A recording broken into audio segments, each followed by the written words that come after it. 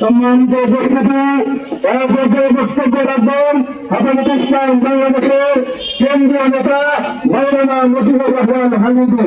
মাওলানা Mujibur Rahman Hamidi. বিসমিল্লাহির রহমানির রহিম।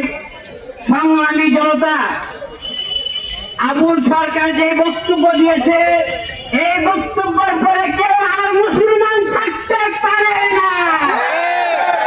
যারা তার বক্তব্যকে সমর্থন করেছে তারা আবুলের মতো ইসলাম বিদ্বেষী।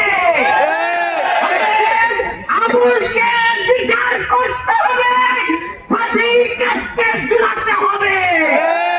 সংগ্রামী তৌহিদি জনতা, বহু সম্প্রদায় তারা যেখানে নাচ গান করে থাকে।